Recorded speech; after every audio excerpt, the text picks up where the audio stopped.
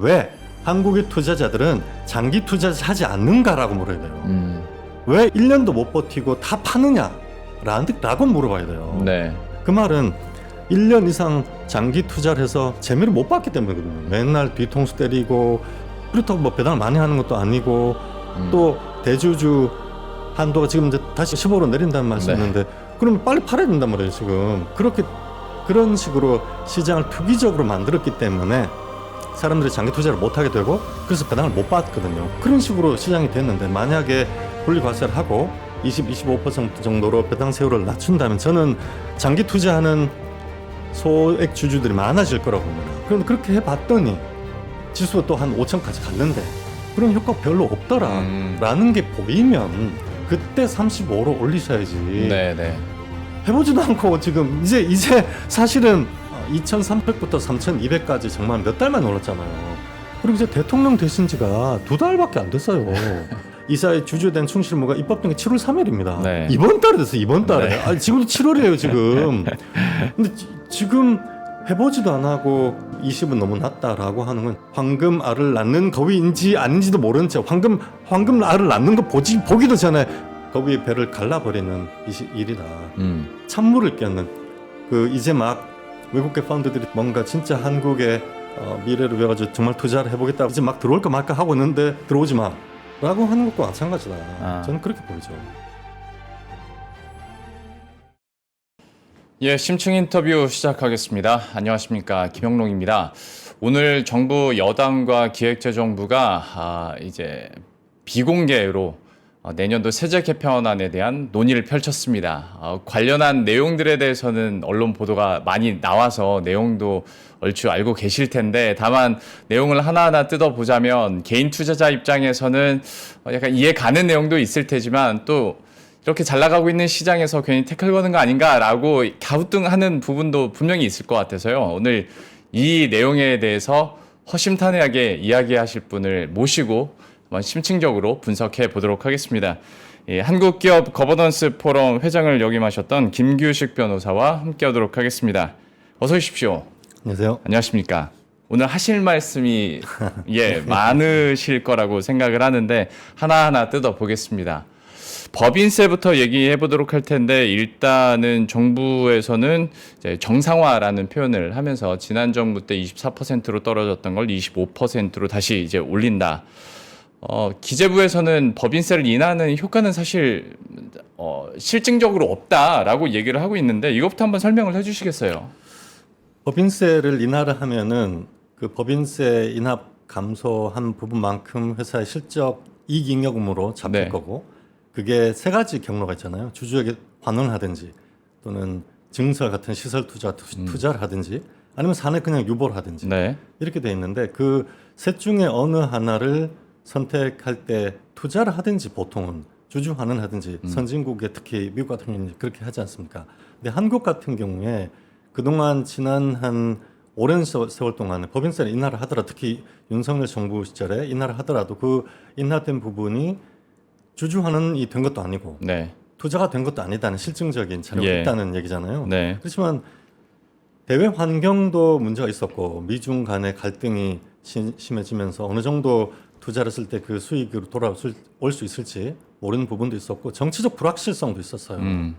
기업이 투자를 해서 미래의 어떤 사업을 계획을 하려면은 기업만 잘해서 되는 게 아니라 정부, 기업, 주주, 투자자, 시민 전부 다 어떤 공통된 이해관계 속에서 전략을 같이 수립할 필요가 있거든요. 그런데 정부의 정책이 일관성이 없다든지 여러 가지 측면에서 그런 측면이 있었기 때문에 단순히 윤석열 정부 때 법인세 인하해서 별로 효과가 없었다라는 것은 그것만으로 결론 짓기는 이르다 이렇게 볼 수 있을 것 같습니다. 그러면 약간 그 시계를 좀 더 넓혀서 그러니까 보편적으로 예전에 뭐 이명박 박근혜 정부 때는 22%까지 떨어지기도 했었는데 그때 당시도 보더라도 어떤 경제적인 거나 정치적인 불확실성이 그때도 물론 있었겠지만 법인세를 인하하면 실제로 이게 기업들의 투자 증가로 이어지거나 했던 사례들은 혹시 변호사님께서는 보셨습니까? 아주 긴 시계열로 봤을 때 법인세 인하를 통해서 그것이 실증적으로 투자로 집행이 되었다는 사례를 제가 갖고 있지는 않고요. 그렇지만 외국의 경우를 봤을 때는 예. 외국의 경우를 특히 미국의 경우는 법인세를 인하하면 그것은 투자가 되든지 주주에게 환원되든지 실증적으로 통계가 네. 있어요. 그러면 우리는 왜? 우리는 법인세를 인하를 하더라도 그것이 투자가 되거나 주주에게 환원되거나 하지 않고 그냥 사내 유보되는 경우가 왜 많았느냐. 네. 그런 부분은 이제 지금 민주당이 얘기하고 있는 코스피 5천이라든지 부동산에서 주식으로 넘어오는 거버넌스 개혁, 자본시장 개혁 이것과 맞물려 있다고 보고 있어요. 예. 만약에 한국의 이사회가 독립적으로 주주를 위해서 진짜 기업 가치를 제고하기 위해서 최선을 다하고 최선의 전략을 강구했다면은 그 만약 투자를 해서 미래에 실적으로 돌아올 수 없다면 주주에게 돌려주면 되는 거고 예. 만약에 투자를 해서 자본 비용보다 높은 실적을 가져올 수 있다는 확신이 있다면 투자를 해야 되는 거거든요. 그런데 미래는 불확실해서 잘 모르겠고 근데 주주에겐 돌려주기 싫고 거버넌스도 또 여러 가지 뭐 뗐다 붙였다 하면서 주주이익을 빼돌릴 수 있는 다양한 수단이 있었기 때문에 그런 양쪽 측면에서 모두 다 기업이 효율적인 자본 배분을 할 수 있는 유인도 없었고 또 주주에게 그만한 견제할 수 있을 만한 그런 수단도 없었다. 그래서 미국과 달리 법인세 감세 효과가 불투명했다라고 예. 볼 수 있을 것 같습니다. 그러면 이거는 이제 제3의 입장에서 봤을 때 뭐 이제 정부에서는 정상화라고 썼지만 이제 25%로 어쨌거나 인상이 됐을 때 외국계 투자 유동성 측면에서는 1%포인트 올리는 게 좀 어떻게 해석이 될까요? 어떤 영향을 초래하게 될까요? 법인세를 올리는 것이 외국계 특히 이제 제가 싱가포르에 있으면 최근에 사실은 외국계 롱텀 펀드들이 지금까지는 사실 이재명 대통령 당선 유력한 3월 말부터 지금까지 헤지 펀드들이 네. 굉장히 빠른 속도로 한국에 투자를 했고 실제로 롱텀 펀드들, 국부 펀드, 또 대형 연기금, 또 대형 패밀리 오피스 이런 투자자들은 아직 한국에 못 들어왔습니다. 네. 그분들은 들어올 때 1년 정도 걸려요. 검토하는데. 그리고 한번 들어오기로 마음을 먹으면 아주 오랫동안 투자를 하게 되고 그리고 실제로 그분들이 그런 대형 롱텀 펀드들이 생각하는 타겟 프라이스도 굉장히 높아야 됩니다. 3,200부터 사기 시작하면은 자기들이 사면서 3,800까지 올리게 돼요. 예. 거기서 엑시트하면 그냥 똔똔이잖아요. 네, 네. 이익이 하나도 없단 말이에요. 들어올 때는 5천이 확실히 간다는 확신이 있어야 들어옵니다. 롱텀 펀드들은 바로 샀다 팔았다가 안 되기 때문에 그런 관점에서 묻는 게 정부가 진짜 자본시장 개혁하고 자본의 효율성을 이끌어갈 제고할 수 있는 의지가 있는지 중간에 그 꺾이지 않는지 수없이 많은 사례들이 중간에 흐지부지 된 사례들이 있었잖아요. 네. 법인세 인상에 대해서 포지티브하게 보진 않겠죠. 그렇지만 법인세 인상을 상쇄할 수 있는 그걸 넘어서는 거버넌스 개혁이라든지 여러 가지 주주 가치를 제고할 수 있는 수단들의 입법 개혁들이 있다면 예. 그걸 넘어설 수 있겠지만 만약에 추가적인 입법이라든지 어떤 정부의 의지가 퇴색할 것 같은 세제 문제라든지 이런 부분에서 좀 희미해진다든지 이러면은 법인세는 올렸는데 나머지 주주 가치를 올릴 수 있는 후속 조치들이 불투명해진다 그러면은 못 들어오겠죠. 안 들어올 겁니다. 그러니까 사실 이론적으로 기업 법인세를 올린다는 건 어떤 투자 관점에서 봤을 때는 기업에게는 악재일 수 있으니 네거티브할 수밖에 없죠. 네, 여기에 대해서는 유동성에 혹시 위축이 있을까라는 걱정 때문에 한번 질문을 드려봤는데 이것을 상쇄하고 뛰어넘을 만한 어떤 거버넌스적인 개혁이 있을 시에는 사실 이거는 이제 큰 문제는 아닐 수 마이너한 있겠다. 문제입니다. 예, 네. 얘기를 해주셨고 법인세 관련해서는 그러면 앞으로의 흐름이나 정부의 스탠스도 좀 어때야 된다고 회장님께서는 보고 계십니까? 이번 정부가 사실은 두 가지 축이 있다고 보고 있어요. 실제로 이전 정부에서 감세 정책을 펼쳤고 네. 그럼에도 불구하고 GDP가 별로 성장을 하지 않았기 때문에 국고가 많이 비어 있습니다. 그래서 이번 정부가 시급하게 또 경기 부양도 해야 되고 자원 배분도 하면서 복지도 제고를 해야 되기 때문에 네. 개혁을 통한 성장과 증세가 동시에 추진되고 있어요.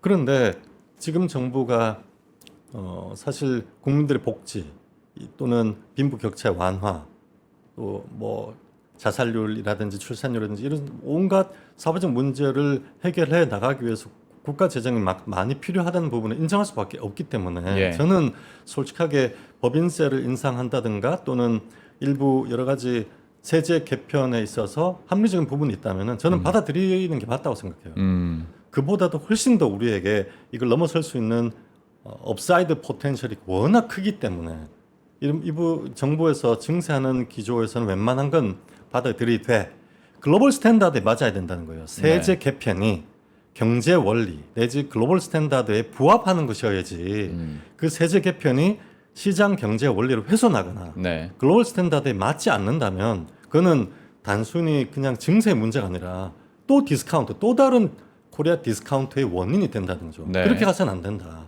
그렇게 두 가지를 말씀드리고 싶습니다. 코리아 디스카운트 측면에서 그러면 지금의 현 정부의 기조는 악영향을 줄 거라고 보십니까? 어떻게 보세요? 지금까지는 배당 분리과세 예를 들어서 지금 현안이 법인세와 배당 분리과세잖아요. 네.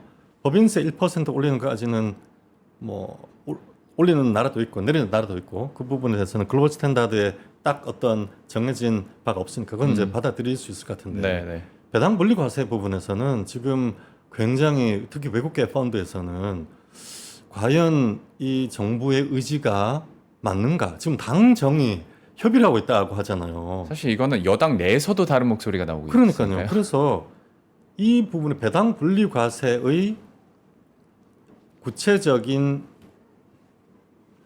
세제 개편이 어떻게 나오느냐에 따라서 이거는 자본시장과 기업 거버넌스의 어떤 흐름에 찬물을 끼얹거나 오히려 코리아 디스카운트를 심화하는 요인으로 작용할 수도 있다. 이 부분 굉장히 좀 우려스러운 부분이 많이 있습니다. 그럼 얘기 나온 김에 법인세는 사실 큰 이견의 여지는 없을 것 같으니 배당소득 분리과세에 대해서 한번 얘기를 해보겠습니다. 말씀드린 것처럼 당과 정 그리고 당 안에서도 서로 다른 목소리 그리고 다른 방법론들이 지금 나오고 있는 상황인데 일단 지금까지 나온 내용들에 대해서는 변호사님께서는 좀 어떻게 평가하고 계세요? 저는 정상화라는 거거든요. 지금 이재명 대통령이 코스피 2000이라고 하는 게 코스피 2000이 대략 한 PBR 한 2.0 정도 되는데 신흥국 평균이 2.0이거든요. 예. 일본도 완전 저성장에서 이제 리레이팅 때 지금 1.5 정도 됐고 네. 대만은 2.3, 2.4로 가 있습니다. 거의 3에 가까이 됐어요. TSMC가 워낙 잘 되고 있어서 약간의 그런 효과가 있긴 하지만 신흥국 평균대로 가자는 거거든요. 그러니까 정상화 하자는 얘기예요. 그러면 우리가 왜 정상으로 가지 못했는지에 대해서 여러 가지 요인들을 하나하나씩 뜯어보고 그것을 하나씩 정상화해야 된다고 보는데 예. 배당소득과 근로소득은 로직이 다릅니다. 근로소득은 누진세가 적용되고 배당소득, 투자소득은 누진세가 적용되지 않는 게 글로벌 스탠다드예요. 예. 근데 우리나라는 배당소득, 투자소득과 근로소득을 그냥 합쳐서 종합소득으로 만들고 누진세를 적용했단 말이에요. 네. 그래서 이것을 분리해서 배당소득을 글로벌 스탠다드에 맞게 그리고 거버넌스를 개혁하고 코리아 디스카운트를 해소할 수 있는 그러한 방향에 맞게 정상화하자는 얘기거든요. 네. 그런데 지금 그래서 거기에서도 여러 가지 논의가 있지만 제일 걱정이 감세를 했는데 이 감세는 맞으니까 세율을 감세하는 건 맞으니까 정상화지만 네. 배당액이 늘어나지 않으면 어떻게 되느냐. 네. 첫 번째 그렇죠. 그런 건선이 있었지 않습니까? 거기에 대해서 이소영 의원이 여러 번 3프로 TV에도 말씀하셨고 그러면 35% 이상의 배당 성향을 가지는 기업에만 네. 감세를 하자. 네. 또 이런 묘안을 놓으셨잖아요. 그러면은 계산을 대충 해보면은 살짝 줄어드는 한 2천억 정도 감세되는 부분이 있어요. 그렇지만 우리가 배당 성향을 지금의 한 28% 정도 신흥국 평균이 한 50% 정도 되는데 한 35% 이상까지 배당 성향을 높이면 그만큼 주가가 리레이팅 되거든요. 예. 지금 우리나라 시총이 2,500조 정도 되는데 만약에 3,200에서 지수가 뭐 4,000까지 간다면은 1,000조 정도 되는 밸류가 올라가잖아요. 네. 2천억 정도 세금 줄어드는 게 중요한 게 아니에요. 2천억 정도 세금을 줄여서 만약에 국가가 덜 받아가지고 국민들의 국부가 1,000조가 늘어난다면 해야죠, 당연히. 그래서 저는 이소영 의원 정도의 안은 매우 합리적이고 우리에게 필요하다. 그런데 이제 다른 분들이 세율이 줄어드는데 그 혜택이 일부 극소수의 주식 많은 부자들, 주식 부자들에게 집중되는 거 아니냐. 그렇죠. 이런 이제 두 번째 우려를 하는 분이 있다는 말씀이에요. 예. 근데 그 부분도 사실은 두 가지 측면에서 넌센스다. 첫 번째는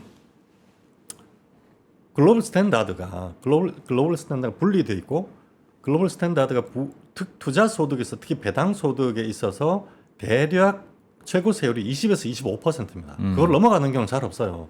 그걸 넘어가서 35%가 되면은 사실상 누진세예요. 네. 근로소득처럼 생각하는 거예요. 그러니까 지금도 진성준 의원님이라든지 민주당의 진보 쪽 오랜 동안 이제 진보 쪽에 활동하신 분들은 투자소득과 근로소득이 어떤 차이가 있는지를 잘 아직은 그 감을 못 잡으시는 것 같아요. 왜 투자소득은 누진세율이 적용되지 않는가? 부자라면 자산이 많다는 말이잖아요. 자산이 많으면 리스크도 커집니다. 네. 비례적으로.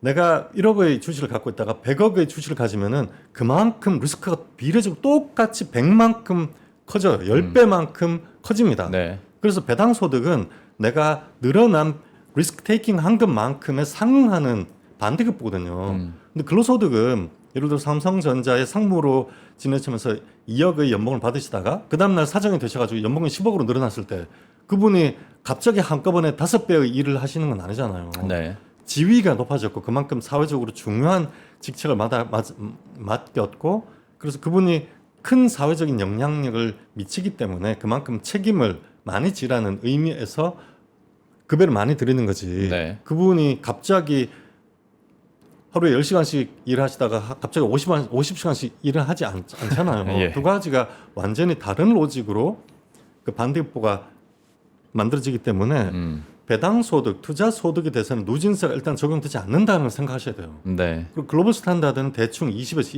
25%고. 그래서 자꾸 누진세를 생각하셔서 배당을 많이 받는다면 그만큼 세율도 올라가야 한다는 생각을 일단 버리셔야 돼요. 두 번째, 그래서 같은 말씀인데 주가가 내리면은 1억 가지고 있을 때보다 100억 가지고 있으면은 그만큼 손실을 많이 봅니다.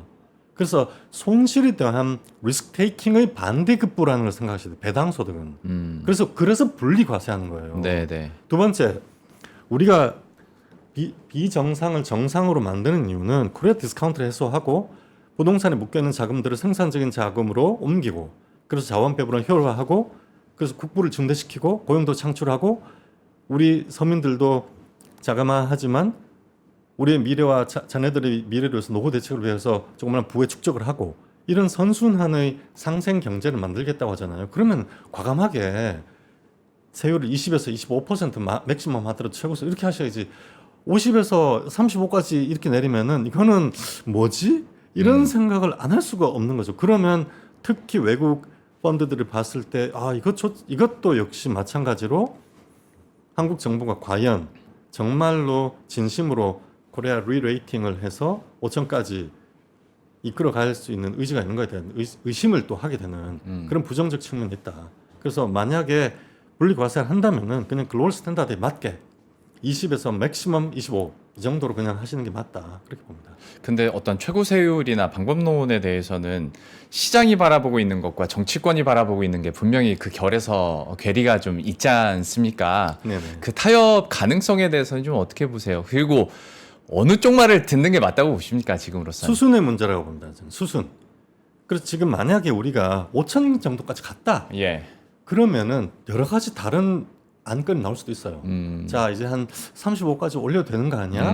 또 그동안에 20을 했더니 진짜 배당이 많이 늘지도 않았고, 그리고 실제로 배당을 가져가는 그런 투자자들이 극소수고, 제가 생각하기에는 지금 한국이 왜 1%밖에 안 되는 분들이 배당의 대부분을 가져가느냐? 투기적이어가지고 사람들이 배당을 받으려고 하지 않기 때문에 배당을 안 하니까 네. 극소수의 그러니까 배당을 받으려면 장기 투자해야 되잖아요. 그렇죠. 최소 1년을 넘어야 되잖아요. 네. 장기 투자를 해야지 배당을 받는데 왜 이렇게 물어야 돼요? 왜 한국의 투자자들은 장기 투자하지 않는가라고 물어야 돼요. 왜 1년 그 회전율이 1년도 못 버티고 다 파느냐라고 물어봐야 돼요. 네. 1%만이 배당을 가진다는 것을 탓할 것이 아니라 왜 한국의 대부분의 99%의 투자자들은 1년 이상 소유하지 않는가를 물어야 돼요. 그 말은 1년 이상 장기 투자를 해서 재미를 못 봤기 때문이거든요. 맨날 뒤통수 때리고 그렇다고 뭐 배당을 많이 하는 것도 아니고 이렇게 돼서 잽싸게 팔아야 된다. 또 대주주 한도가 지금 이제 다시 1억, 15로 내린다는 말씀이었는데 그러면 빨리 팔아야 된단 말이에요. 지금 그렇게 그런 식으로 시장을 투기적으로 만들었기 때문에 사람들이 장기 투자를 못 하게 되고 그래서 배당을 못 받거든요. 나는 배당 안 받아도 돼. 차라리 샀다 팔았다 하면서 재빠르게 매매를 해야지 수익을 벌 수 있고 또 그렇게 네. 재빠르게 매매를 하는 아주 소수의 전문가들만 수익을 냈단 말이에요. 그러니까 그런 식으로 시장이 됐는데 만약에 분리과세를 하고 20, 25% 정도로 배당 세율을 낮춘다면 저는 장기 투자하는 소액 주주들이 많아질 거라고 봅니다. 그래서 배당액을 가져가는 그런 비율이 일부 극소수의 투자자들한테 그것이 확대될 거라고 생각해요. 그런데 그렇게 해봤더니 지수가 또 한 5천까지 갔는데 별로 그런 효과 별로 없더라라는 게 보이면 그때 35로 올리셔야지. 네.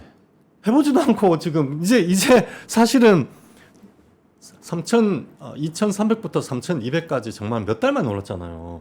그리고 이제 대통령 되신 지가 2달밖에 안 됐어요.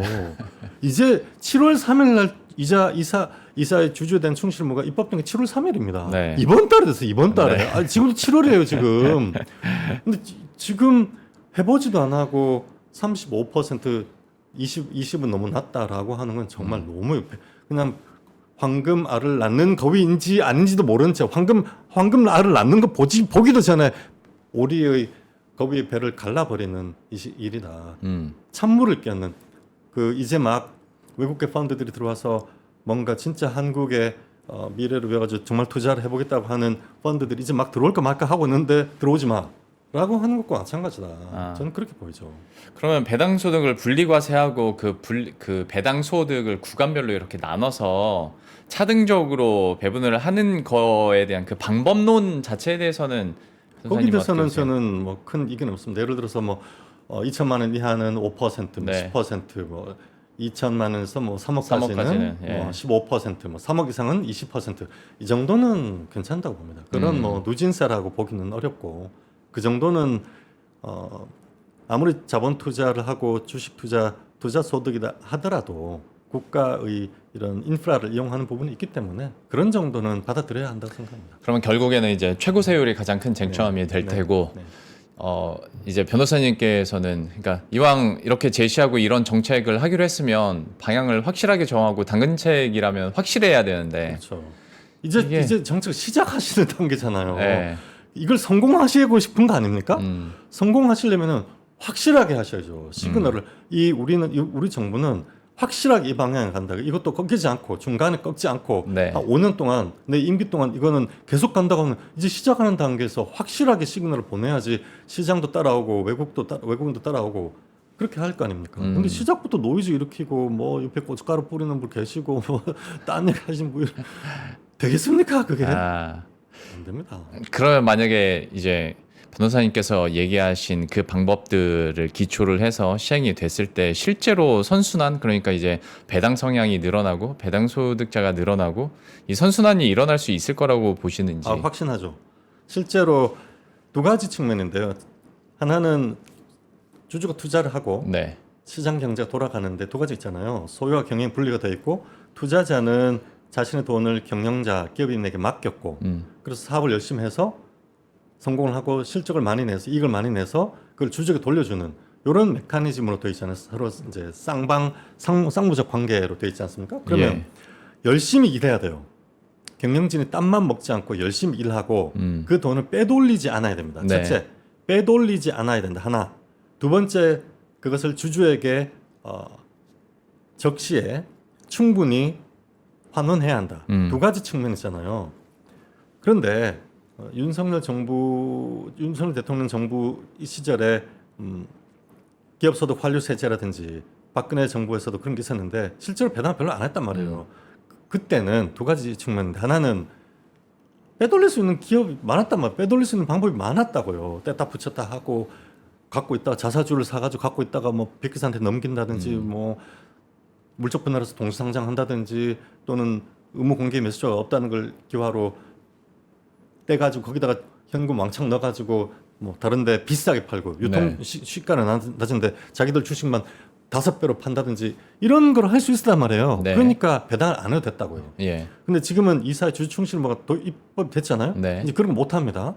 못하고 배당 세율 최고세율을 낮추면 두 가지가 모두 동시에 작동을 하면 네. 미국식 시장 경제 원리가 작동을 하기 시작할 것이고 미국은 2003년도에 배당 세율을 많이 확 낮춘 적이 있어요. 그때 배당액이 많이 늘었다는 실증적인 논문도 있고 통계 자료도 있어요. 네. 저는 두 가지가 동시에 작동을 한다면 우리도 확실히 배당액도 늘어나고 그런 리레이팅을 통해서 주가도 5천까지 갈 것이고 하는 선순환이 반드시 이거는 그냥 물리학이라고 보시면 됩니다. 여기는 예외가 없어요. 예외가 불가능해요. 없어요. 그냥 무조건 되는 거예요. 그냥. 그렇게 배팅을 하셔야 돼요. 그러니까 정부도 그걸 진심으로 수행을 하셔야 되고 강연을 하셔야 되고 관철을 하셔야 되고 한국의 국장에 투자하는 분들도 믿으시고 그렇게 배팅을 하셔야 돼요. 네. 그러니까 법인세를 인하했을 때는 기업들에게 세 가지 선택지가 있으니까 투자를 할 것인지 아니면 배당을 할 것인지 유보를 할 것인지 네. 그 중에 하나를 고르는 게 자유였으니까 유보를 했었다면 그렇죠. 지금 상황에서는 주주 충실의 의무까지 여기서 보완이 됐을 경우에는 기업들이 당연히 배당 성향을 높일 수밖에 그렇죠. 없는 맞습니다. 선택지가 하나밖에 하나밖에 없다는 없습니다. 거예요. 투자를 하든지 근데 투자를 해서 도저히 돈을 못 벌 것 같으면은 유보를 해서는 답이 없는 거죠. 유보를 하면은 이 유보를 하는 이유는 사실 언젠가는 이걸 내가 쌈짓돈으로 빼돌릴 수 있다는 그런 생각이 은연중에 있었단 말이에요. 네. 그리고 수없이 많은 기업들이 그렇게 했잖아요. 네네. 하다못해 상속세라도 낮출 수 있는 거 아닙니까? 근데 그런 모든 수단이 다 막혀 있다? 근데 배당세율이 낮았다? 그러면 배당하겠죠. 그거는 물리법칙입니다. 그러면 어떤 투자의 중심 자체도 우리 미국처럼 배당 중심으로 투자 전략이 바뀐다고 했을 때 실제로 기업들이 갖고 있는 내부 유보 현금이나 아니면 성장에 대한 투자에도 전략이 좀 달라질 수밖에 완전히 없겠네요. 달라지죠. 네. 완전히 달라지죠. 그래서 미국은 어떻게 되냐면은 회사 금고에 현금을 놔두지 말라는 거예요. 왜 회사 금고에 현금을 놔둬? 그럼 주주들 다 돌려줘. 만약에 그게 지금 한 5년 정도 투자 플랜을 보통 수립하거든요. 예. 5년 정도 투자 플랜에 이 현금이 필요 없다면 일단 주주에게 돌려줘. 회사 금고에다가 현금 유보하지 마. 그러면 나중에 갑자기 회사가 큰 규모의 투자를 하게 되면 돈이 필요하잖아요. 우리가 대줄게. 증자해. 회사가 진심으로 주주를 존중하고 환원을 잘하고 사업을 열심히 하면 높은 밸류로 주가가 형성되지 않습니까? 네. 높은 밸류로 주가가 형성된다는 말은 시장과 투자자들이 주주들이 높은 밸류로 언제든지 돈이 필요할 때 자본 조달을 해주겠다는 의지예요. 그렇게 해서 현금을 갖고 있지 않아요. 애플이 그런 거잖아요. 네. 만약에 애플이 진짜 어떤 대규모 인공지능이 뭐 100조 이상의 투자를 해야 되는데 만약에 지금도 현금 많지만 돈이 뭐 엄청나게 현금 많이 하고 어떤 기업이 그런 기업이 있다면 테슬라 같은 기업이 그런 거 아닙니까? 테슬라는 지금 PER이 200배 이렇게 되고 있잖아요. 예. 그런데 테슬라들이 이렇게 뭐 스크램 짜고 주가를 안 내리잖아요. 실적이 떨어져도 주가 안 내려. 그 말은 믿겠다는 거예요. 일론 머스크 당신을 믿고 당신이 돈이 필요하면 내가 이 밸류로 PER 200배로 내가 자본주도 무제한으로 해주겠다. 회사 현금 갖고 있지 마라고 하는 그게 상생 경제거든요. 예. 혁신 경제고 그런 게 선순환 돌아가는 우리도 그런 선순환의 혁신 경제, 상생 경제로 진입할 것이다. 일단 주주에게 주주환을 해야 되고 그러면 사내 유보하는 현금이 없어야 돼요. 그걸 두려워하시는데 두려워하시면 안 돼요.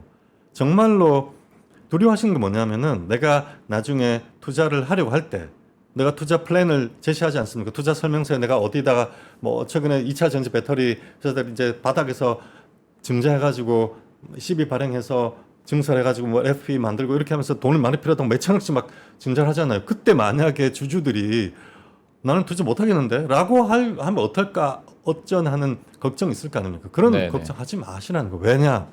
주주들 바보 아니고 주주들은 위험 자산에 투자하려고 이미 준비가 된 사람들이 일정한 부분에 나는 위험 자산에 투자하겠다고 준비가 된 분들이고 네. 그 투자 전략과 플랜이 합리적이라면 반드시 투자합니다. 이런 좋은 기회가 있는데 누가 투자를 안 하겠어요? 저도 투자하죠. 주주를 믿으시고 시장을 믿으셔야 되고 그래서 사내 갖고 있는 현금을 빨리 주주에게 돌려주고 만약에 투자할 데가 없다면 돌려주셔서 주주를 존중하고 높은 밸류를 유지하고 정작 투자가 진짜 필요할 때 있을 때는 진심을 다해서 투자 플랜을 만들고 그걸 주주들을 설득하고 주주와 소통하고 그리고 주주가 투자를 하고 그래서 또 성공을 하고 이런 선순환들을 이루어가는 그런 상생 혁신 경제가 우리나라에도 드디어 작동하기 시작할 것이다. 저는 그렇게 확신하고 있습니다. 그러니까 사실 상법 개정 얘기 나올 때도 반대 목소리를 내시는 분들 중에 항상 나왔던 내용 중에 하나가 어떤 경영 전략에 속도를 내지 못할 것이다. 투자해야 될 때 실기할 수도 있을 것이다라는 거꾸로죠. 얘기였는데 완전히 거꾸로 말씀하십니다. 이거는 개인 주주들의 집단지성을 믿어야 되고 믿어야죠. 이게 만약에 자기가 갖고 있는 회사에 이득이 된다고 하면 굳이 반대하지 않을 것이다. 반대를 하려고 돈 벌기 위해 누가 그쵸. 반대를 해요? 그거를 그렇게 시장 경제를 가장 극단적으로 밀어붙인 나라가 미국이잖아요. 네, 그럼 미국이 제일 잘 되고 있잖아요. 네, 네. 실증적으로 200년 동안 그 수없는 많은 검증 통계 자료가 있는데 그럼 믿으셔야죠. 그러면 저도 개인적으로는 변호사님 의견에 100% 동의합니다만 또 진행자 입장에서 반대 의견을 하나만 더 덧붙여서 한번 여쭤보자면 그러니까 우리나라는 그러니까 옛날 생각이긴 한데 사이클 산업에 사이클 기업들이 많다 보니까 경제적 불확실성 그러니까 다가올 경제 리스크를 대비하기 위해서라도 곳간에 좀 가득 차 있어야 우리가 꺾이지 않는다라면서 또 반대하는 목소리도 기업 입장에서 나온단 있죠. 말이죠. 있죠. 여기에 대해서는 좀 어떻게 평가해 보세요? 그래서 100% 하라고 안 하잖아요. 50%만 하라고 하죠.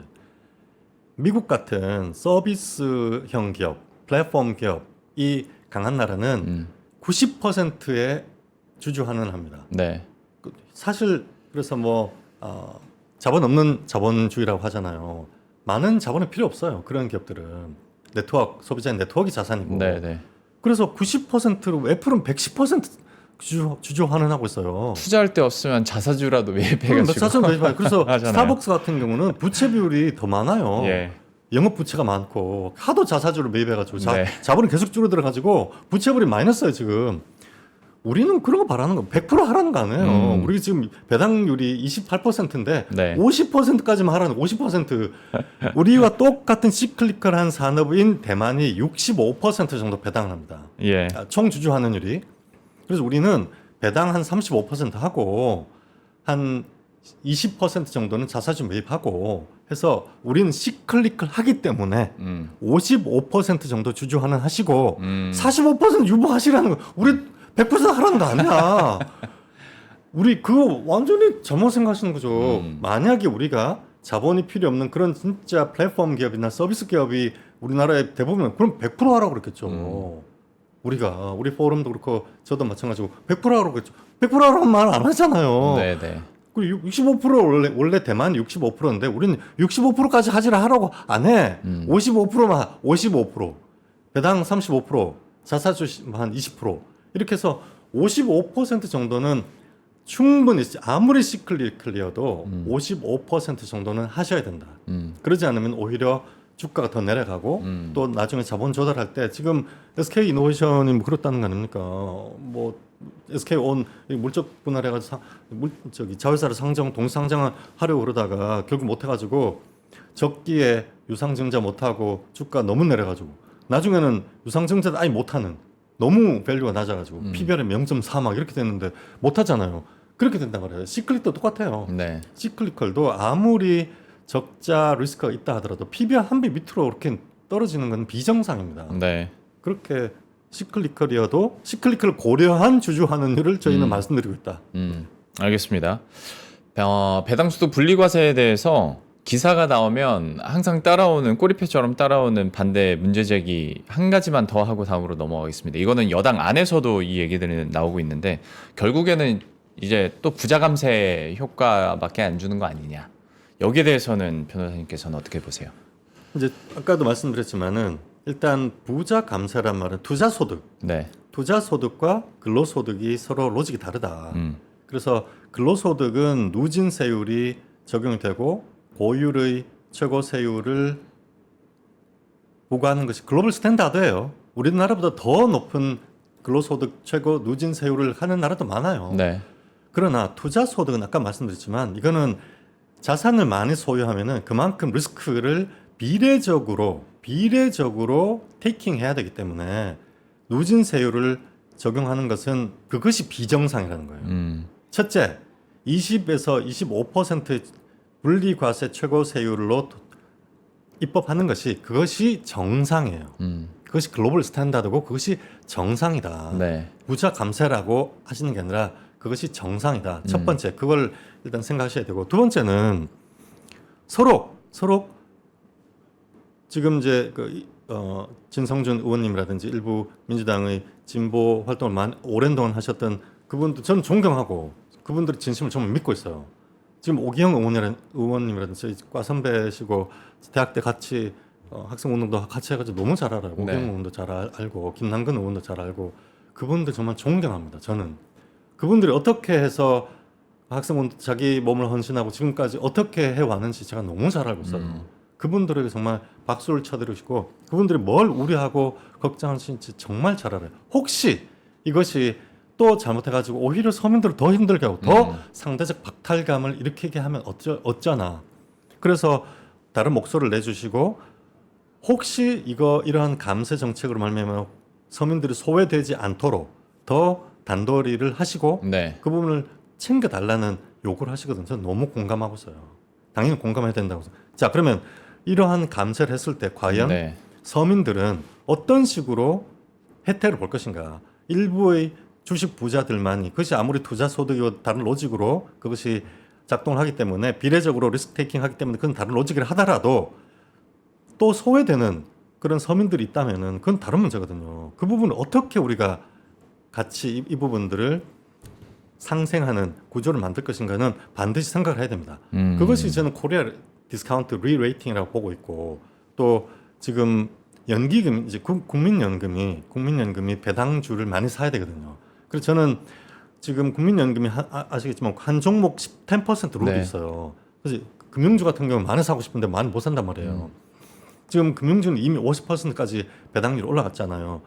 그래서 10% 룰을 10%를 이제 국민연금의 포트폴리오 매니저들이 자기가 그 확인서를 승인 보고서를 받아가지고 그 CIO한테 보내면은 CIO가 그 승인하면은 올릴 수 있어요. 근데 그거는 너무 그 포트폴리오 매니저에게 리스크가 크기 때문에 못 한단 말이에요. 그래서 네. 저는 특정한 배당 성향이 50%까지 가는 또는 35%가 넘는 주식에 대해서는 뭐 15%까지 연금이 그걸 늘려준다든지 이런 부분이 필요하고 네. 두 번째는 퇴직연금. 퇴직연금에서 DB형 있고 DC형이잖아요. 네. DC형은 아예 주식을 못 사게 돼 있어요. 그런데 그런 DC형에서 배당 성향이 35% 넘는 주식에 대해서는 완전 절세로 하고 그것도 아예 20%도 아니고 완전 면세로 해서 그 부분에 대해서는 50%까지 주식을 살 수 있게 해준다든지 이렇게 해서 서민들이 알주식 말씀하시는 거죠? 알주식으로 배당을 많이 주는 시가 배당률이 뭐 4% 5% 넘어갈 거 아니에요. 네, 네. 그런 주식을 퇴직연금과 국민연금이 담아서 서민들에게 그 혜택이 돌아갈 수 있는 구조를 짜면 되는 거죠. 네. 그런 수단은 수도 없이 많고 무한정 있습니다.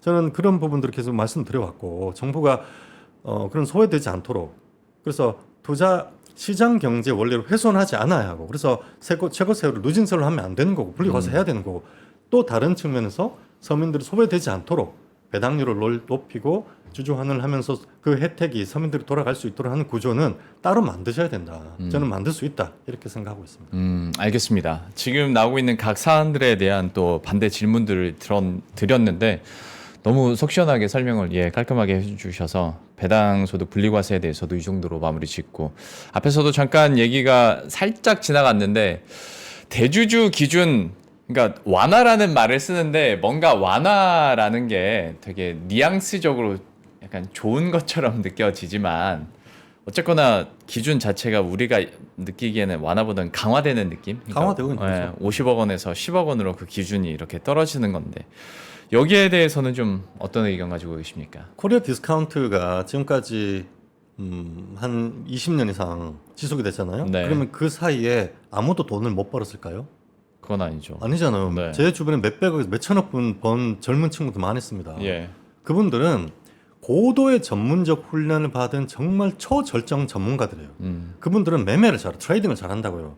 샀다가 팔았다가 또는 장기 투자해야 될 기업이 뭐고 단타를 해야 되는 기업이 뭐고 이걸 잘 알아요. 왜 그러면 대부분의 서민들은, 대부분의 시민들은, 대부분의 소액주주들은 주식에서 돈을 아무도 못 벌고 퇴출되고 주기적으로 퇴출되죠. 10년에 네. 한 번씩 들어왔다가 뉴머니 들어온다고 좋아하고 이것도 털어먹고 10년마다 한 번씩 손 바뀌면 또 퇴출되고 또 뉴머니 들어오면 그거 털어먹고 이렇게 하는 거 아니에요. 여태까지 네. 그렇게 했잖아요.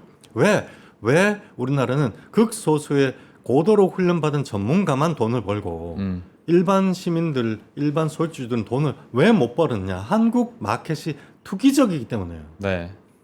변동성이 너무 크기 때문에. 또 세론이라 그래가지고 뭐 진짜 이제 실적이 좋아지나 보다 하면 그날 하한가 맞고 이런 식으로 돼 있었단 말이에요. 왜 이렇게 되느냐? 배당을 안 하기 때문에. 장기 투자를 해가지고 배당을 안 하기 때문에 장기 투자하면은 먹을 게 없어. 장기 투자 버틸 방법이 없는 거예요. 주식을 뜯어가지고 뭐 먹고 살 수도 없는 거고.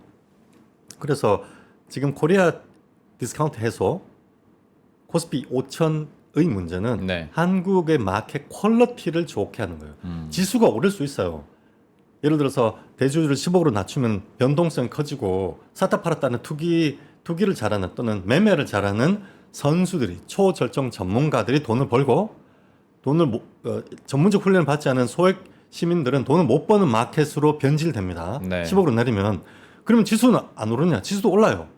개혁 입법을 하고 거버넌스 좋아지고 배당률 좀 올리고 하면은 지수는 완만하게 오르면 덜 오르겠지만 올라요. 그렇지만 그 지수가 오르는 와중에 누가 수익을 보느냐는 완전히 다른 문제예요. 변동성이 커지면 선수들만 돈을 법니다.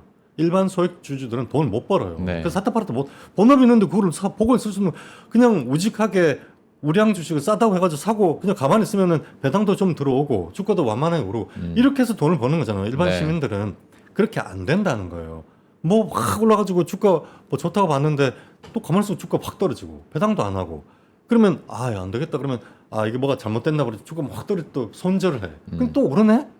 이런 식의 마켓 퀄리티가 나빠진다는 변질된다는 거예요. 그러면 우리가 진짜 서민들을 위해서 우리가 코스피 5천을 가져가 하는 것이 선수들 돈 벌게 해주려고 하는 거 아니잖아요. 저도 네. 선수고 앵커님도 선수인데 솔직히 저도 그렇고 앵커님도 마켓이 어떤 상황에 가든지 돈을 벌 수 있어요. 선수들은 전문가들은 그 마켓에 맞는 투자 전략을 또 수립하고 색깔에 맞는 전략을 수립할 수 있단 말이에요. 그거는 선수들이고 일반 소액주주들은 그렇게 못한단 말이에요. 그런 선량한 시민들이 우직하게 우량주를 사서 배당도 가져가고 일부 주가도 오르면서 한 연 10% 정도의 그런 자본 축적을 할 수 있는 마켓을 만들 수 있으려면은 마켓 변동성을 줄여야 됩니다. 네. 그런데 50억에서 10억으로 줄이잖아요. 세금 하나도 안 늘어나요. 10억으로 줄이잖아요. 저희가 그 얼라이언스 파트너스하고 SM 주주 운동도 하고 주주 운동 많이 하죠. 그래서 프락시 배틀이라고 위임장 대결을 한단 말이에요. 그래서 주주총회를 딱 하잖아요. 대주주 한도가 10억이잖아요. 그러면 10억 위로 한 명도 없어요. 진짜로 한 명도 없어. 소액주주 중에 10억 위로 있는 사람 한 명도 없어. 전부 연말에 10억 밑으로 다 내려와요. 네. 50억이잖아요. 딱 49억 9천까지 딱 맞춰요. 50억 위로 한 명도 없어요. 10억으로 낮추면 세금이 늘어납니까? 아무도 10억 위로 안 올라갑니다. 그러면 그 다 파는 CFD 하겠죠. 파생 상품 해가지고 그걸 절세한단 말이에요. 네. 선수들은 빠져나가려면 다 빠져나갑니다. 증세 하나도 안 되고 마켓 변동성만 키워요. 마켓 변동성이 커지면 서민들은 돈을 못 법니다. 이거는 정말 그 진보 쪽 의원님들께서 바라시는 꿈꾸는 서민들을 위한 나라 그런 나라를 만드는 반대쪽으로 가시는 거예요. 예전에 부동산도 투기 세력 잡아가지고 부동산 가격 안정시키고 하신다고 하셨지만 그 충심과 열정에 반대로 왔잖아요. 마켓이. 네. 마켓 원리를 생각하셔야 되는 거예요. 변동성을 줄이고 스테이블하게 만들어야지 소액주주들이 거기서 수익을 낼 수 있다. 절대 50억을 10억으로 내리면 안 돼. 이거 큰일 난다. 절대 안 된다. 저는 그런 말씀을 드리고 싶습니다. 사실 이 얘기 나올 때마다 연말에 대한 매물 출에 대한 걱정이 실제적으로 지수에도 영향을 미치고 거기에 대해서는 실질적인 그 걱정들이 있는데 그러니까 그것도 그래요. 그러니까 숫자로만 봤을 때 정부의 생각대로 된다면 세수가 한 7조 5천억 원 정도 더 거칠 수 있을 거다. 근데 이 대비했을 때 자산 가격이 그 이상으로 빠지면 무슨 소용이냐고요. 그렇죠. 그리고 정부가 7조의 세수를 받았는데 뭐 지수가 20% 빠져가지고 20% 빠지면 한 500조 되거든요. 네. 국부가 500조가 날아가면 그게 무슨 소용입니까? 그게? 그게 시장 경제 원리를 훼손하면서 세제를 시장 권리 경제 원리를 훼손하는 방법으로 수입을 하여 세수는 늘었지만 마켓이 디스카운트 되면서 할인되면서 망가지면서 죽음의 땅으로 만드는 그런 거잖아요. 그는 그래서 그렇게 하시면 안 되고 시장 경제의 전문가들의 말씀에 귀 기울이셔야 돼요. 그래서 세금도 증세를 좀 하시지만 마켓 밸류 지금 우리는 코스피를 5천까지 해서 마켓 밸류를 해서 국부를 리레이팅해서 늘리고 세수도 늘리지만 이 부분에 지금 포커스를 맞추고 있잖아요. 그러려면 시장 경제 원리 절대로 반대로 가는 세제를 만드시면 안 됩니다. 50으로 10으로 내린다? 이렇게 마켓이 할인될 거예요. 원래 5천까지 가야 되는 거 4,500까지 못 가고 또 지수가 오른다 하더라도 선수들만 돈을 벌고 이런 식으로 마켓 퀄리티가 나빠지게 됩니다. 그러니까 사실 오늘도 코스피 5천 특위가 한국거래소도 방문을 해서 얘기를 하고 또 거기서 여당 관계자들의 여러 가지 워딩도 나왔었는데 그중 하나가 그러니까 지금은 주식시장으로 들어오라고 유인책을 하고 있는 상황에서 그 반대되는 뉘앙스의 정책들이 자꾸 나오기로 하면 이거 누가 참여를 하겠냐. 큰일 납니다. 라는 거죠. 네. 그리고 오늘 사실은 어제와 오늘 진성준 의원 등의 그 진보분들이 여러 가지 좀 다른 말씀을 하셔가지고 실제로 많이 오른 주식들은 폭락했거든요. 네. 그리고 오늘 아침에 장이 1%까지 코스가 1%까지 밀렸다가 다시 반등했어요. 그러니까 생각해보세요. 원래 이재명 대통령이 당선되고 나서 마켓 변동성이 많이 줄었어요. 네. 진짜 계단식으로 조금씩 올라가고 3,200에서 이렇게 견고하게 버티는 거는 쉽지 않은 일이거든요. 그런데 어제와 오늘 마켓이 장중에 1%씩 움직입니다. 그러면 많이 오른 주식을 갖고 있는 오늘 제가 그래서 아는 친구들이나 지인들에서 이거 주식 팔아야 되냐 뭐 물렸는데 지금 뭐 좋은 주식이라고 들어갔는데 사자마자 10% 밀린다고 이거 네. 팔아야 되냐 손절해야 되냐고 절대로 하지 말고 일단 가만히 있어 보라고 대통령께서 10억으로 안 내리실 거다. 그거 내리면은 마켓 망가지는데 대통령께서 그런 부분은 정리해 주실 거다. 그런 걱정하지 말고 기다리라고 제가 다 그렇게 얘기했어요. 저는 대통령께서 50억 지켜주실 거다. 그렇게 해서 버텼고 그래서 하여간 또 대통령 믿고 예. 많은 분들이 버텼고 또 사고 해서 올라갔잖아요. 오늘 그리고 지수가 꽤 회복을 했단 말이에요. 만약에 15로 내리잖아요. 굉장히 어려질 겁니다. 신뢰가 많이 무너질 거고 뭐지 이런 사람 생각하면서 많아질 거고 들어오려고 하던 분 외국계도 다시 생각할 거고 부동산에서 주식으로 들어오려고 하는 분들도 다시 생각할 거예요. 안 들어오려고 할 거예요. 부동산에서 도는 분들 우직한 분들이거든요. 샀다 팔았다 원래 안 하려고 하는 게 부동산이고 사면 보통 2, 3년씩 뭐 길게는 10년씩 가져가는 분들인데 주식 시장에서 원래 하려고 했던 게 뭐 50억에서 10억 내린다 뭐 세월도 모르겠다 이렇게 되면은 다시 좀 관망을 하겠죠. 들어오려고 하던 분들 안 들어 그러면은 지수가 못 올라갑니다. 지수가 올라간다는 말은 뉴머니들이 들어온다는 뜻이고 그 뉴머니들이 투기 머니가 들어오면 안 되고 롱텀 머니가 들어요. 롱텀 머니. 네.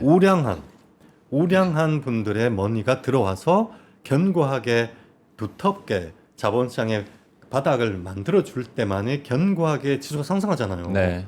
그런 견고한 열정을 가진 분들이 들어와야 되는데 그분들이 지금 잠깐 다시 좀 생각해보자 이러고 안 들어오게 되겠죠.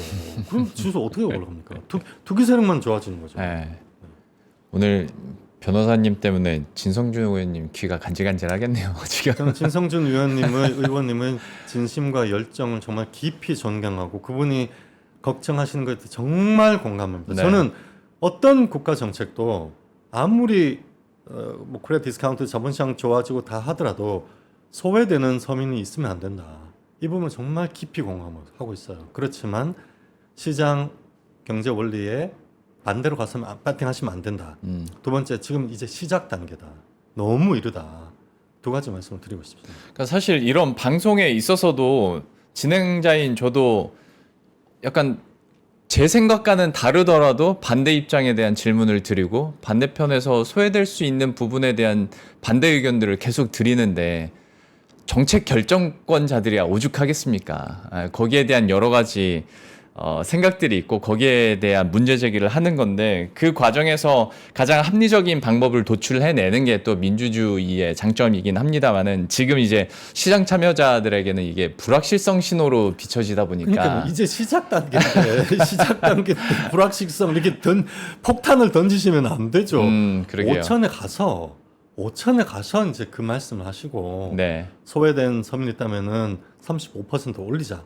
또는 아니 그냥 그때는 금투세를 뭐 하시든지 차라리 저는 10억으로 내리는 것보다는 차라리 금투세를 하는 게 맞다고 봐요. 아, 그래요. 오히려 변동성을 줄이는 무제한 그리고 5년 금투세 또 이제 말씀드릴 게 많은데 5년 합산하지 마시고 그냥 영원히 손익 합산을 하고 그런 식으로 글로벌 스탠다드에 맞게 한다든지 그렇게 하셔야 되지. 그리고 저는 한국이 금투세를 도입하려면은 아주 오랜 세월이 걸릴 거라 보고 있어요. 그런 정도로 하려면 진짜 선진국처럼 아예 그 기업의 그 경영진들이 정말 주주 배신을 때려서 손모가지 날아간다는 것이 완전히 정착이 된 뒤에 하셔야 되거든요. 네네. 그때까지 시간이 좀 많이 걸릴 것 같다. 네. 그건 시간 좀 진짜로 많이 걸릴 것 같고. 그러면 증권거래세율 다시 이렇게 올리는 거에 대해서는? 증권거래세가 만약 국고가 네. 정말로 어렵다면은 증권거래세는 올릴 수 있다고 생각합니다. 그런데 0.05%, 0.25에서 0.18로. 그거는 너무 크고 0.2까지 얘기는 나오긴 하죠. 그거는 네. 그것도 너무 변동성을 키우는 거고요. 0.18 정도 그 정도는 받아들일 수 있다 그렇게 생각하고 있습니다. 지금 나오는 컨센 정도는 네, 그 괜찮다. 정도는 네. 국고가 실제로 어려운 건 사실이기 때문에 네네. 그래서 그 정도는 투자자들도 받아들여야 하고 투자자들이 자기 생각만 해서는 안 되거든요. 나라 생각을 해야 되거든요. 그리고 0.18 정도 그 정도로 정리하면 어떨까 생각합니다. 알겠습니다. 저희가 오늘 나왔었던 내년 세제 개편안에 대한 오늘 당정 간의 협의 내용들을 토대로 하나하나 질문을 드렸는데 이제 변호사님께서 가장 또 많이 외치셨고 오래 전서부터 외쳤었던 자본시장에 대한 개혁 방법들에 대해서 지금까지 얘기한 거 외에도 갖고 계신 아이디어들이나 그 방법론이나 방향성은 많으실 거라고 생각을 합니다. 지금으로서 그러면 진짜 코스피 5천을 위해서 가야 되는 그리고 바꿔야 되는 자본시장의 개혁은 어디가 가장 급하다고 보십니까? 지금 민주당에서 이제 후속 세부 법제도 장치들을 하나하나 도입을 하려고 하고 있잖아요. 첫 번째 집중투표제, 네. 두 번째 자사주 의무소각, 세 번째 배당분리과세, 그다음에 의무공개매수제도, 그다음에 증거개시제도, 그다음에 3% 룰 확대. 네. 이 6개는 다 도입해야 된다. 이거 다 도입하면은 6천 간다. 6천. 저는 확신하고 있고요.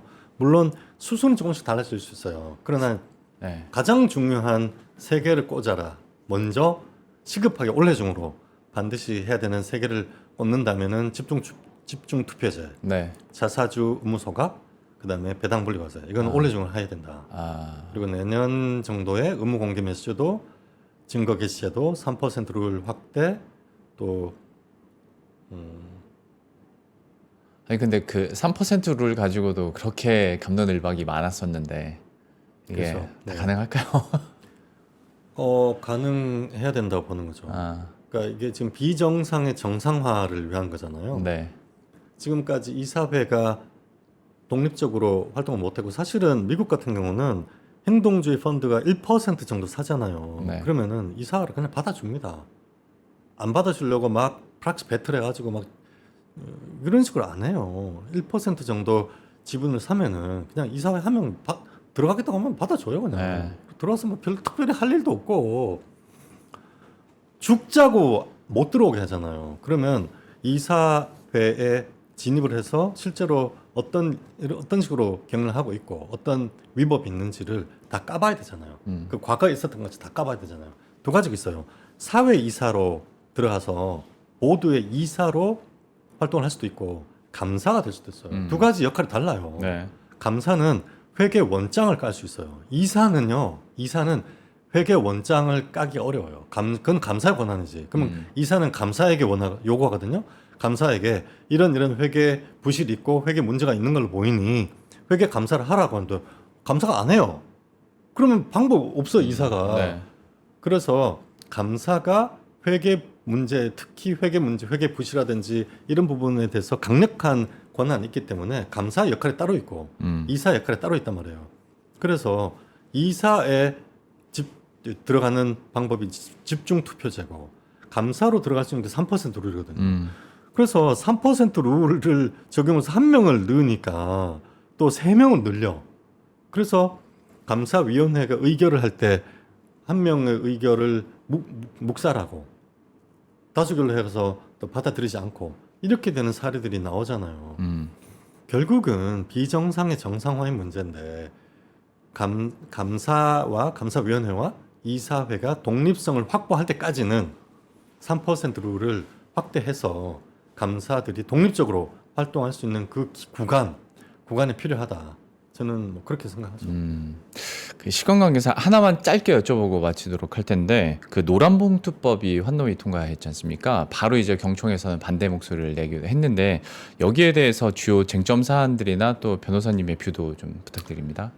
노란봉투법이 결국은 두 가지인데 하나는 손해배상 청구를 제한한다는 거 네. 하나고 두 번째는 하청업체, 재하청업체를 원청업체가 지배하고 있을 때는 그 재하청업체에서 일어나는 그 어떤 노사 문제라든지 노동자의 산재에 대해서 원청이 책임을 지라는 거거든요. 그렇죠. 사용자 범위를 확 늘리는 사용자 범위 거죠. 확 늘린 네. 거거든요. 근데 실제로 한국이 물론 그래서 이제 데드락에 걸려 있는 부분이 있는데 우리나라의 노조 그리고 근로가 해고가 굉장히 어렵고 경직돼 있는 것도 맞아요. 그런데 대신에 거꾸로 회사의 경영진들이 오랜 동안 임직원들을 무시하고 그 어떤 그런 특히 산재가 많아지는 그런 비즈니스를 재하청으로 밀어내고 그래서 리스크를 떼버리고 그쪽을 뭐 책임을 안 지려는 그런 부분이 있었거든요. 네. 이거 잘못된 거예요. 거버넌스상으로 완전히 잘못된 거예요.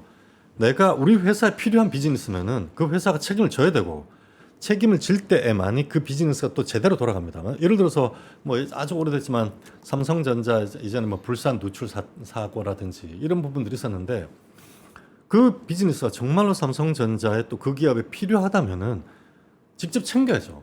그리고 그걸 첨단화해서 효율화하고 그래서 수율을 높이든지 이렇게 해서 그런 방식으로 대응을 해야 되는 거지. 어차피 우리나라가 이제는 뭐 그런 저부가가치의 산업을 계속 끌고 갈 수도 없는 거고 그렇게 해서 이사회가 그 부분을 직접 챙기고 임직원도 챙기고 그런 리스크 테이킹을 하지 않기 위해서 지하청 하는 부분들은 다시 돌려야 돼요. 어차피. 그래서 저는 이번 노란봉투법이 맞다고 보는 거고 근데 그렇게 되면은 그런 리스크가 있는 사업부들을 다시 환류를 해야 되잖아요. 기업이 갖고 와야 되잖아요.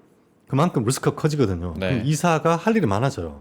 책임도 커지고 그리고 이사의 그 손해배상을 당할 수 있는 리스크도 커지기 때문에 이사의 역할이 커지는 거고 더욱더 이사가 전문성이 있어야 돼요.